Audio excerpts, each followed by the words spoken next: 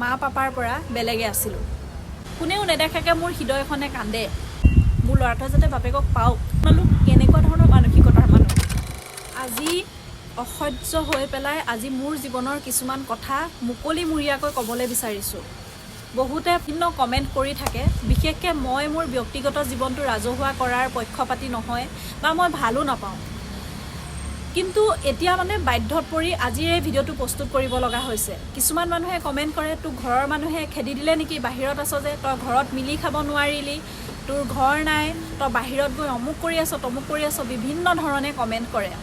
সেইকাৰণে ভাবিলোঁ যে কিছুমান কথা মই ক'ব লাগিব, মনে মনে থাকিলেওতো নহ'ব। আপোনালোক মোৰ পৰিয়াল, গতিকে কিছুমান কথা আপোনালোকক জনোৱাটো মোৰ দৰকাৰ। সেই কথাখিনি ক'বলৈ যাওঁতে আজি মোৰ অতীতলৈ যাব লাগিব। মই আৰম্ভ কৰিছোঁ মোৰ জন্মৰ পৰা। মোৰ যেতিয়া জন্ম হৈছিল, জন্ম হোৱা প্ৰায় 1.5 বছৰ নে 2 বছৰ সঠিক মই ক'ব নোৱাৰোঁ, সেই সময়ত মই মা পাপাৰ পৰা বেলেগে আছিলোঁ। মোৰ মা পাপা অৰুণাচললৈ গুচি গৈছিল। মোৰ পাপাই আকৌ মোৰ মাক বিয়া নপতা আগতে বিহপুৰীয়া থানাৰ কনিষ্টবলৰ কাম কৰিছিল বুলি মই গাঁৱৰ মানুহৰ মুখেৰে শুনিছোঁ দেই, মই দেখা নাই। মানে তেতিয়া দিনত যিহেতু চাকৰি পোৱাটো একেবাৰে সহজ আছিল, আৰু মই পাছপৰ্ট চাইজৰ ফটো দেখিছোঁ আৰু গাঁৱৰ মানুহে কোৱা দেখিছোঁ যে এনেকৈ কাম মানে কৰিছিল বিহপুৰীয়া থানাত। তাৰপিছতে মাক মানে পলুৱাই নিয়া 2 দিনৰ আগত নে কেইদিনৰ আগত বোলে কাজিয়া কৰি কাম নকৰাকৈ গুচি আহিছিল। তাৰপিছত নগ'লে আৰু ঘূৰি। মাক বিয়া পতাৰ পিছত তামোলৰ বেপাৰ কিবা বেপাৰ কৰিছিল, আৰু যিহেতু গাঁও জেগাত সেইবিলাক বেপাৰ সেই সময়ত ইমান নচলে, সেইকাৰণে অৰুণাচললৈ যাবলৈ ওলাইছিল মা পাপা। যিহেতু মোৰ পাপাই কাঠ মিস্ত্ৰী, পকা মিস্ত্ৰী, বাঁহৰ বেতৰ পৰা ধৰি মোৰ পাপাৰ মানে সকলো ফালে পাকৈত আছিল। গান বাজনাৰ পৰা ধৰি ঢোল খোল বজোৱাত চবফালে ভাল আছিল, কিন্তু মদে তেওঁ জীৱনটো ধ্বংস কৰি পেলালে। মদে তেওঁক ওপৰলৈ লৈও গ'ল। যেতিয়া মাহেঁত অৰুণাচললৈ যাবলৈ ওলালে মোৰ 1.5 বছৰ নে 2 বছৰ বয়সত, তেতিয়া আমাৰ বৌ, আইতা, ককা, খুৰা, মামা, মাহী, পেহী তেওঁলোকে মানে মোক মাহঁতৰ লগত যাব নিদিলে। মানে তেওঁলোকে যে তই মদাহী মানুহ, ছোৱালীজনী নি আলৈ আথানি কৰিবি, তেনেকৈ যাব নিদিলে। খুৰাহঁতে খুৰাহঁতৰ ঘৰত ৰাখিবলৈ লৈছিলে আৰু মামাহঁতে মামাহঁতৰ লগত ৰাখিব মন। লাষ্টত মামায়ে মামাহঁতৰ ঘৰলৈ মোক লৈ গ'ল। তেতিয়া 1.5 বছৰ 2 বছৰ আছিলে। মই আইতাৰ শুকান গাখীৰ খাই খাই মই ডাঙৰ হৈছোঁ। সেই সময়ত মোক মানে তেওঁলোকে বহুত মৰম কৰিছিল 2খন ঘৰে, কিয়নো মই 2টা পৰিয়ালৰ 2খন ঘৰৰ একমাত্ৰ মানে সৰু কেঁচুৱা আছিলোঁ, প্ৰথম কেঁচুৱা আছিলোঁ। সেইকাৰণে 2খন ঘৰে যথেষ্ট মৰম কৰে, মানে টনাটনি মোক লৈ সেই সময়ত। তাৰপিছতে মই মামাহঁতৰ লগত থাকি, খুৰাহঁতৰ লগত থাকি তেনেকৈয়ে মই ডাঙৰ দীঘল হ'লোঁ। মোৰ যেতিয়া তুলনি বিয়া, তেতিয়াহে মা অৰুণাচলৰ পৰা গুচি আহিলে, একেবাৰে গুচি আহিলে আৰু মা। তেনেকৈ মই ডাঙৰ হ'লোঁ। তাৰপিছতে মোৰ বিয়া হ'ল মানুহজনৰ লগত। বিয়াৰ সময়তো এনেকুৱা কিছুমান পৰিস্থিতি হ'ল যে মই বিয়া পতাৰ প্ৰায় 10 দিন নে 15 দিনৰ পিছত, মই বহাগৰ সময়ত বিয়া পাতিছিলোঁ বহাগৰ লাষ্টত। তেতিয়া 10 দিন নে 15 দিনৰ পিছতে মোৰ মানুহজনে মোক শহুৰৰ ঘৰত থৈ বেংগলৰলৈ গুচি আহিব লগা হ'ল, কিছুমান পৰিস্থিতিৰ কাৰণে। যদি ক'ব লগা হয় সেইখিনি ক'ম। মানে জীৱনত মোক মানুহে যথেষ্ট দুখ দিছে। মই মানুহজনী হাঁহি থাকোঁ বা মোক দেখিলে এনেকুৱা নালাগে যে মই বহুত কষ্টত ডাঙৰ দীঘল হোৱা ছোৱালী, মই বহুত দুখ লৈ আছোঁ, সেইখিনি হয়তো আপোনালোকে অনুভৱ কৰিব নোৱাৰিব। তাৰপিছত 10 দিনৰ পিছত মানুহজন গুচি আহিলে। যিটো সময়ত মানুহজনক লাগে সেইটো সময়ত মানুহজন নাই। যিটো সময়ত বাচ্ছাৰ সময়ত মা দেউতাৰ মৰম পাব লাগিছিল, সেইটো সময়ত মই সেই মা পাপাৰ মৰমখিনি নাপালোঁ। তাৰপিছতে মানুহজনে মোক থৈ আহিলে। তাতে মই শহুৰ শাহুৰৰ লগতে ঘৰৰ কাম কৰি তেওঁলোকেও মোক মৰম কৰে নিজৰ ছোৱালী নিচিনাকৈ। তেওঁলোকৰ লগতে মই ছাঁটোৰ নিচিনাকৈ লাগি ভাগি থাকিলোঁ। 2 বছৰমান থকাৰ পিছত মানুহজন বেংগলৰৰ পৰা গৈ পেলাই মোক মানুহজনে বেংগলৰলৈ লৈ আহিলে। তাৰপিছতে বেংগলৰত আহি প্ৰায় 1 বছৰ নে 1.5 বছৰ আছিলোঁ। গম পালোঁ যে মই গৰ্ভাৱতী। প্ৰেগনেণ্ট হোৱা প্ৰায় 7 মাহমানৰ সময়তে মানুহজনে মোক ঘৰত থৈ আহিলেগৈ, অসমত থৈ আহিলে। তেওঁ বাৰু ইয়াতে কৰিছিলে, কিন্তু মই যিহেতু সৰুৰ পৰা গাঁৱত থাকি বা গাঁৱৰ পৰিৱেশত ডাঙৰ দীঘল হোৱা ছোৱালী, মই মানে সেই সময়ত ইমানেই বেয়া পালোঁ। মই এটা ৰুমৰ ভিতৰত সোমাই থকা যিহেতু মোৰ অভ্যাস নাই, মই মানে তেওঁ জোৰ কৰিলোঁ মোক ঘৰত থৈ আহা। তেওঁ গৈ থৈ আহিলেগৈ। ডেলিভাৰীৰ সময়তো তেওঁ নাছিলে। আহাৰত মই ঘৰলৈ গৈছিলোঁ। মোৰ যিহেতু ল'ৰা জন্ম হৈছে কাতিৰ 7 তাৰিখে, মই আহাৰৰ সময়ত গ'লোঁ। খেতি বাতিৰ ছিজন, গৰ্ভাৱস্থাতো মই খেতি বাতি কৰিছোঁ। তাৰপিছতে যেতিয়া ডেলিভাৰীৰ সময়, মানুহজন প্ৰয়োজন, সেই সময়তো মানুহজন নাই যদিও মোৰ তেওঁক লৈ ক'ব লগা নাই, কাৰণ তেওঁ মোৰ কাৰণেই বাহিৰত দিন ৰাতি কষ্ট কৰি আছিলে, যাতে মোৰ আমাৰ সন্তানটি পৃথিৱীলৈ সুস্থভাৱে আহিব পাৰে, মোক যাতে সুস্থ কৰিব পাৰে, তেওঁ যথেষ্ট কষ্ট কৰিছে। কিন্তু পৰিস্থিতি আমাক মানে সেইখিনি বাধ্য কৰাইছে বুলি ক'ব লাগিব। সেই সময়তো মোৰ ইমান দুখ। আপোনালোকে ভাবক, এজনী মাইকী মানুহৰ প্ৰথম সন্তান, তাতে যিটো সময়ত মানুহজনৰ মৰম পাব লাগে সেইটো সময়ত নাই। এই ডেলিভাৰীৰ সময়ত মানুহজন কিমান বেছি প্ৰয়োজন এগৰাকী নাৰীয়ে অনুভৱ কৰিব। কিছুমান এনেকুৱা কথা থাকে নিজৰ মাকৰ আগতো ক'ব নোৱাৰে। দুয়োগৰাকী মায়ে মোক যথেষ্ট প্ৰতিপাল কৰিছে সেইটো সময়ত, কিন্তু হ'লেও মানুহজনৰ সমান জানো হ'ব পাৰে?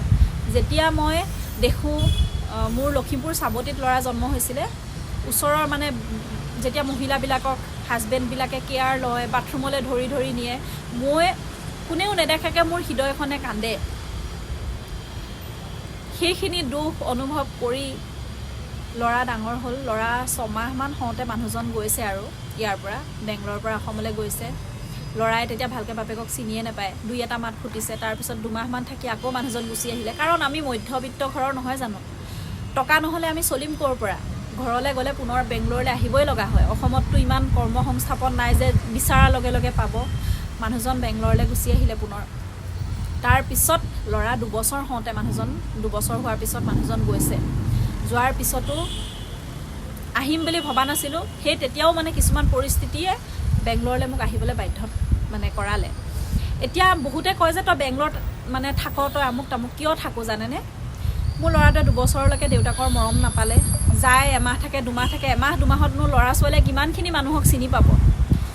মই সেই যে সৰু সময়ত 2 বছৰ 1.5 বছৰ সময়ত যে মই মা পাপাৰ মৰমৰ পৰা বঞ্চিত আছিলোঁ, সেই সৰু কালচোৱা যে স্কুললৈ যোৱা, বেলেগে মাক দেউতাকৰ লগত স্কুললৈ যায়, মই মা পাপা কেতিয়া আহিব বাটলৈ যায় অপেক্ষা কৰি থাকোঁ চাই চাই।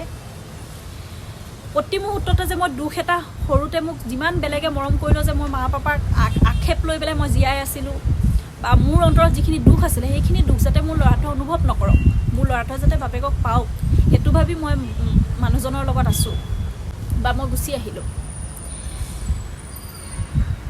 কথা কিছুমান ক'বলৈ বহুত সহজ। মই বহুত কথা ইয়াত কোৱাই নাই, মই চমুকৈ কিছুমান কথা কৈছোঁ। জীৱনত যেতিয়া যাৰ মৰম পাব লাগে সেই সময়ত সেই মৰমখিনি মই কেতিয়াও পোৱা নাই আজিলৈকে। মই বিচৰাৰ দৰে আজিলৈকে একো সুখেই পোৱা নাই। মই মানুহজনী এনেকুৱা, মই এডজাষ্ট কৰিবলৈ শিকিছোঁ জীৱনত, বহুত কম্প্ৰমাইজ কৰিছোঁ মই। আজিলৈকে মই ডিমাণ্ড কৰি পোৱা নাই মোক তুমি আমুকটো বস্তু দিয়া বুলি। ঘৰতে হওক বা ইয়াতে হওক, যি পাইছোঁ তাতে সুখী আছোঁ মই। তাৰপিছতো মানুহে যেতিয়া প্ৰশ্ন কৰে তই বাহিৰত আছ, তই ঘৰত খাব নোৱাৰি। মোৰ শহুৰৰ ঘৰৰ লগত মোৰ কোনো দুশ্মনি নাই। মই বহাগত ঘৰৰ পৰা আহিছোঁগৈ। কিছুমান মানুহে মোক হিংসা কৰিব পাৰে, ওচৰৰ পাজৰৰ মানুহে কিছুমানে হিংসা কৰিব পাৰে, কিন্তু মোক তেওঁলোকৰ ঘৰৰ মানুহে মোক কোনোদিন মানে একো অত্যাচাৰো কৰা নাই বা কাজিয়া লাগি আমি ইয়াত অহা নাই। মই আহিছোঁ মোৰ ল'ৰাটোৱে যাতে মাক দেউতাক দুয়োজনৰে মৰম পাওক। এতিয়া ঘৰত যাওঁতে মাহঁতে দেউতাহঁতে সকলোৱে কৈছিলে যে ল'ৰাটো থৈ যা। মই থৈ আহিব নোৱাৰিলোঁ। কিয় জানে?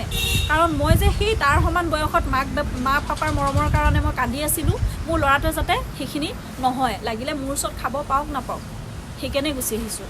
আৰু মই যদি আজি ঘৰত থাকোঁ, মোৰ মানুহজন কি হ'ব? ইয়াত মন নবহিব, ঘৰলৈ বছৰেকৰ মূৰে মূৰে যাব, টকা পইচা খৰচ হ'ব, আকৌ ধাৰ চাৰ লৈ আকৌ বেংগলোৰলৈ আহিব, আকৌ সেই ধাৰ মাৰি পইচা পাতি মধ্যবিত্তসকলেহে অনুভৱ কৰিব পাৰে এইখিনি যাতনা।